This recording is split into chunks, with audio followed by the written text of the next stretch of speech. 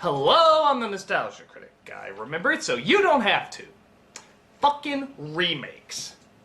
Yeah, sometimes you get a good one, but for the most part, they're entirely pointless. So what if it doesn't always follow the original subject material? When a film is good, it's friggin' good. If it's not broke, don't break it. Once in a while, you get one that sort of leaps through the cracks, but for the most part, they're entirely shit. Why am I on the subject of remakes? Because I'm here to talk about Total Recall. The original. Not the crappy-ass remake that I haven't seen, but I'm sure it's crappy! Actually, the original would be the short story We Can Remember It For You Wholesale by the famed sci-fi author Philip K. Dick. In this version... Dr. Winky, what are you doing here? You're not even on my show! Sorry, Critic. Ever since he went open access, he kind of became self-aware. Hi, sci-fi guy. I try to keep up with him, but, you know, internet.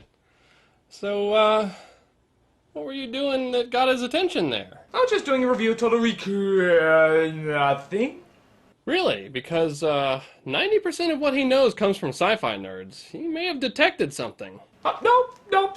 Just an Arnold Schwarzenegger movie. You wouldn't be interested. You sure? Because Arnold sure was in a lot of sci-fi movies.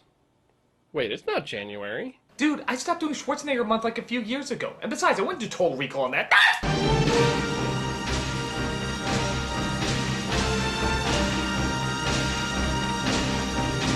Yes, Total Recall, and before any of you go insane, I'll point out right now I actually do like this movie. It's got some good ideas, it's creative, and it keeps you guessing the whole way through. But still, come on guys, it's a Schwarzenegger film. There's some funny, goofy, over-the-top stuff in this. We can't act like it's totally perfect, it's still incredibly silly. But incredibly fun too. So then... Yeah, why don't you review it with me? Sweet! Wait, you're not just gonna send me to the corner again, are you? No, I had enough quarter time with Todd last week. Now this is how you do a review. So our movie opens up with an obnoxious ripoff, tribute to the titles in the Terminator movie, mixing it to look like the Superman credits are melting. Sharon Stone, huh? Opinion lowers. Michael Ironside. Opinion rises. Hey, Ronnie Cox. Yeah, I came down with a case of that. Penicillin knocked it right out. Anyway, as our story continues, we see Arnold on the planet Mars. Yeah, an entirely too red Mars. What is it, sunset? Okay, if you keep nitpicking, you are gonna go in the corner. Fine.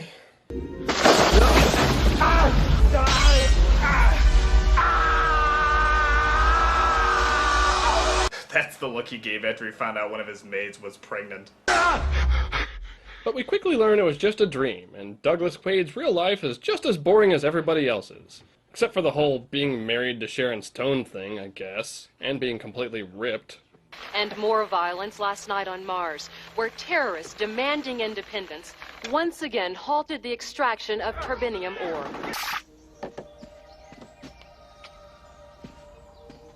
Lori, Doug? let's do it. Hell yeah! Do what? Move to Mars. Oh. Sweetheart, we've been through this a million times. You'd hate it on Mars.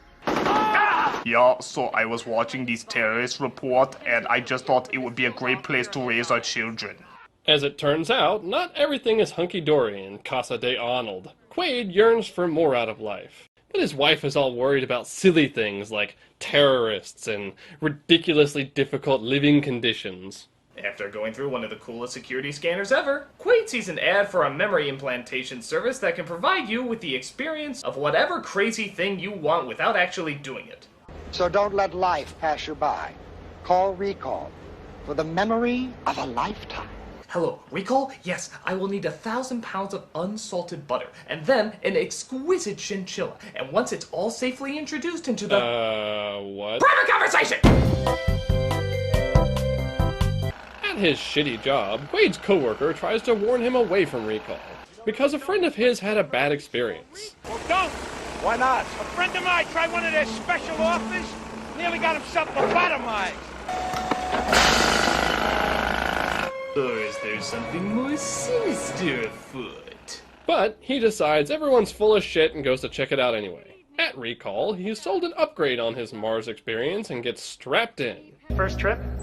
Mm-hmm. Well, don't worry, things hardly ever fuck up around here. Good to know? They begin the procedure, but you know it's not going to be that simple. Cue the Arnold noises! You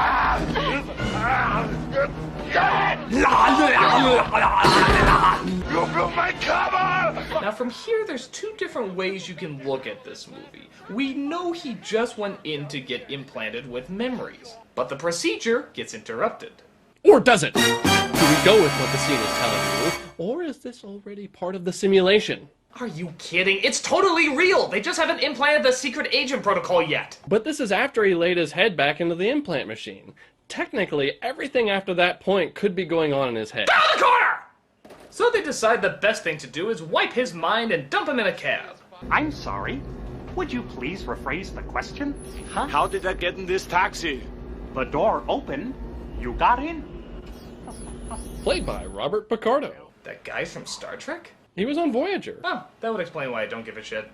On his way inside, he's waylaid by Manny DeVito from work and a group of hired goons. Hired goons? You blamed Quaid! You blamed about Mars! Are you crazy? You should have listened to me, Quaid. I was there to keep you out of trouble. See? I told you it was real. That explains the evil eye he gave him. That could have meant anything. Man, how does he fit into those pants? And then he beats the crap out of all of them. What are you doing? Some man just tried to kill me. Doug, I'm gonna call a doctor. Don't call anybody. Oh. Hello. Hello, Michael Ironside. If I used a video phone, I would answer it like that all the time. Hello. Hello. Quaid returns home to warn Lori and is suddenly attacked by a suspiciously Sharon Stone-shaped shadow. After taking 2 to the cookies, he finally starts to get some answers. Sorry, Quaid. Your whole life is just a dream. When he realizes she's just been buying time for Ironside, Quaid knocks her on her ass and escapes before they show up. Looks like he forgot the Skull Vision scanners, though. But for Arnold, it's a minor problem. Yeah, he totally wouldn't be ripped to shards by all that glass or anything. I am tougher than Jesus! Quaid hides out in a dingy motel where some completely random person tells him he's being tracked. What do you want? They've got your bug. They'll be busting down your door in about 3 minutes unless you do exactly what I say. Don't bother searching. The bug's in your skull. That's right, I forgot I don't have X-ray vision. Who are you? Never mind. Wet a towel and wrap it around your head. That'll muffle the signal. A wet towel? Really? Are you screwing with me? You know it must be true because I was able to say it without laughing my ass off. Oh, okay then. Okay, what next? Get a robe and puff your chest out like your cock of the walk. Oh, and some ready whip. What? Don't give me that look. Your life depends on it. Okay, fine. Good. Now shave your nuts. What? Do it! So the mystery man leaves a case for Quaid and is never seen again. Inside the case, he finds an assortment of supplies, including cash, fake IDs, I don't know what the hell that is, and this cool hologram projector. But wait, there's more! He finds a message from himself on a comically oversized laptop. You are not you. You're me. No shit. Deep, man. First, let's get rid of that bug in your head. Take this thing out of the case and stick it up your nose. Don't worry, it's self-guiding. Just shove real hard. Those are words I never want to hear out of Arnold. I could possibly never get an erection again. Some lines after you hear Arnold say it, you'll just never hear the same way again. Like, put that cookie down. Oh, you haven't heard Get Your Ass to Mars? Get your ass to Mars. Get your ass to Mars. Get your ass to Mars. I hate you. Get your ass to Mars. When you hear the crunch, you're there. Come follow my nose. It always knows. Kellogg's Fruit Loop cereal with natural orange, lemon, and cherry flavors. And when we get to Mars, we're following this random large woman. So how long do you plan to stay on Mars? 2 weeks. Have you brought any fruits or vegetables onto the planet? 2 weeks. Pardon? 2 weeks. 2 weeks. The large woman does her best Arnold impression before revealing it is Arnold. Catch! And also a bomb. Get ready for a surprise. It's one of those classic military-designed exploding large lady head bombs! Buy them now at any army surplus. In the ensuing chaos, the vacuum seal is broken and Quaid escapes. Open the goddamn door! I can't! Open it! They're all connected! Wow, that argument was awkwardly intense. Yeah. Hey, sci-fi guy, we have to go to commercial now! No, I don't do mid-roll commercials on my show. You have to pull it! I can't! Why not? They're all connected!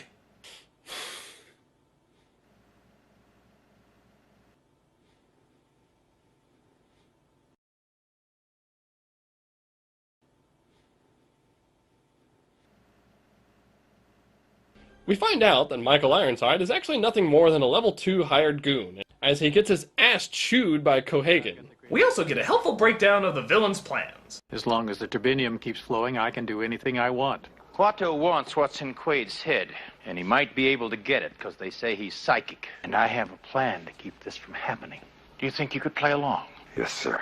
Because otherwise I'll erase your ass. Wait, he'll erase his ass? Like his whole ass? Or will he erase his memory of having an ass? Maybe just the crack. Will he only have one butt cheek? How will he sit? How will he poop? Quaid is hailed by a cab, and just in the nick of time, because things get real violent real fast. Damn you, Vinny! What the hell was that? An accident? That's the rebels, man! Well, what do the rebels want? What do the rebels want? Weren't you obsessed with Mars earlier? Remember all those news reports you were watching? What, did you just tune out all the talky bits? He asks Benny to take him to Venusville. And yes, it's exactly what it sounds like. Looking for Melina. Well, she's busy. But Mary here, she's free. Come on, do we really have to censor that? They're clearly fake. I mean, can we at least see the middle one? Well, my thought is, if someone's actually going to jerk off to this, they might as well pay the original source material and buy the DVD so that they can jerk off to it. It's just common manners.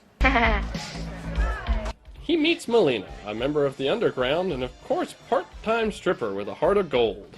Gotta pay the bills, I guess. You son of a bitch. But that wasn't the most harmonious reunion, and she kicks him out of the club. Back in the suite, he's put to a new test. I'm afraid you're not really standing here right now. You're strapped into an implant chair, and I'm monitoring you from the psychoprobe console. I want you to come back to me. Bullshit. What's bullshit, Mr. Quaid? That you're having a paranoid episode triggered by acute neurochemical trauma? Swallow this. It's a symbol of your desire to return to reality. What are you doing? You have to offer him a blue pill, too. It doesn't work without it. After seeing some revelatory sweat beads, Quaid chooses door number 2 and shoots the doctor in the head. And then all hell breaks loose. But then he gets another shot to the nuts courtesy of his lovely not wife, and it looks like Melina had a change of heart.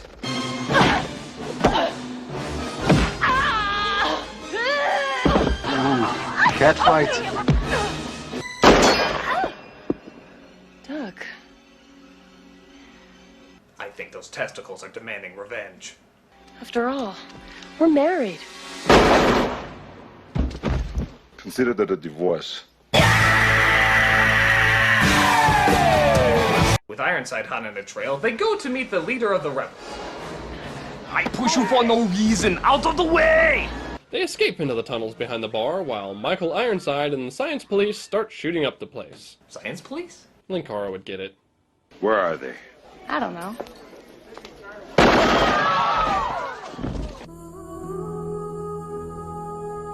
Cohagen orders Ironside to retreat and has the air to Venusville shut off.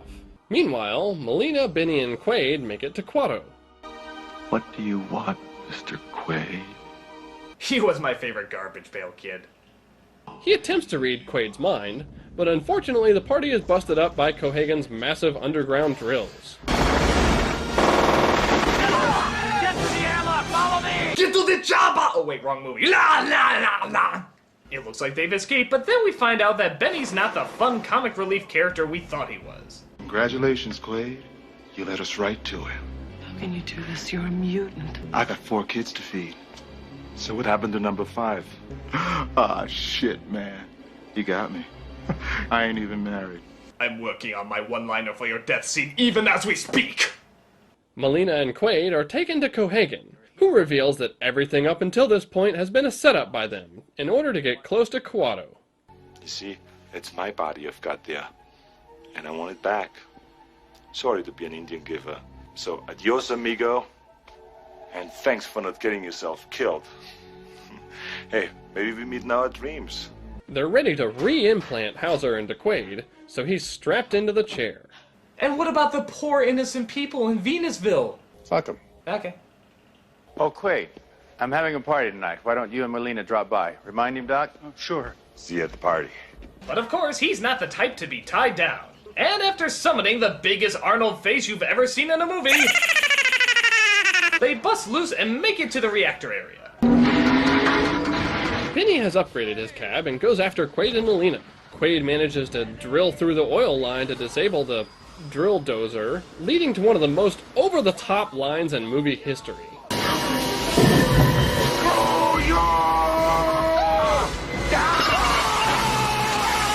Drill Dozer is an action-adventure platformer game for the Nintendo Game Boy. Shut up! Luckily, in Benny's attempt to murder them, he has led them directly to the reactor room. There's a few more goons to fight off though, and Quaid finally gets to use that cool Hollow Watch thing from before. Next up is Ironside, aka Richter, and after a fight on the elevator, he is abruptly disarmed.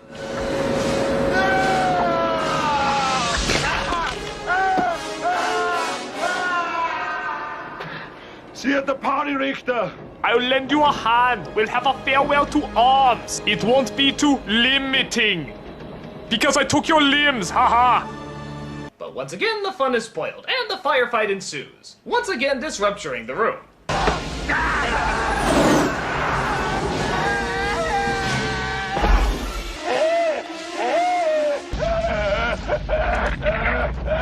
Oh my god, he's changing into the truck driver from Pee-wee's Big Adventure! Quaid does manage to start the reactor, but shortly afterward, he and Melina are sucked out as well.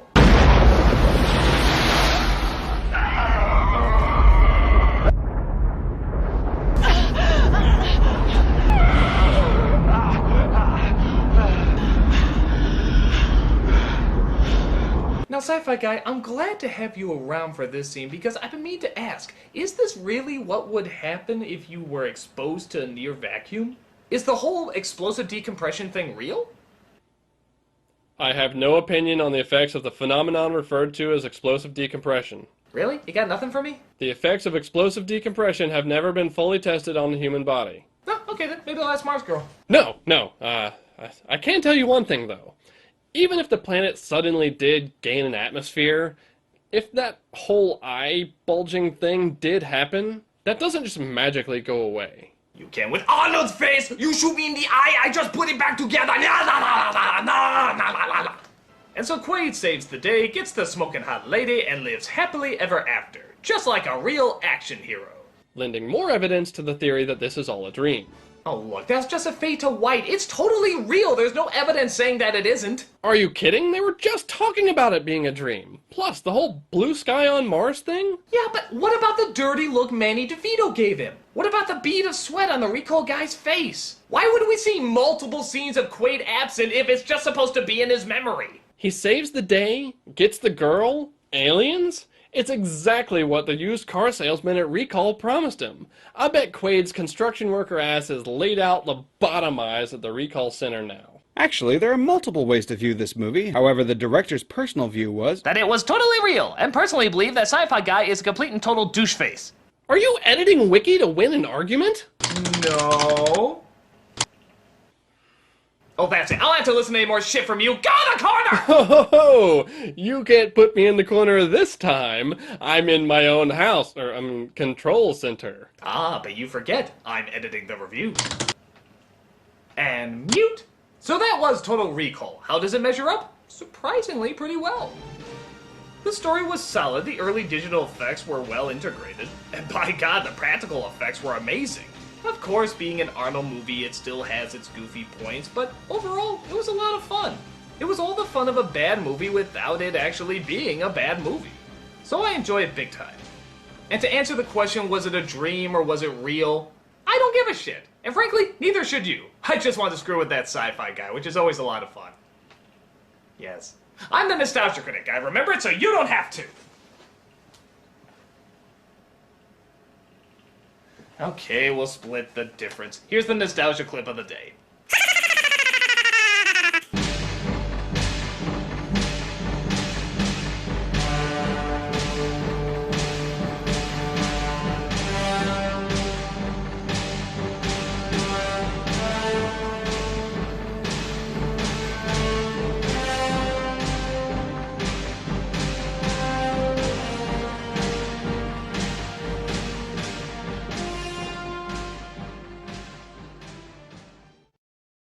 Just shoved real hard.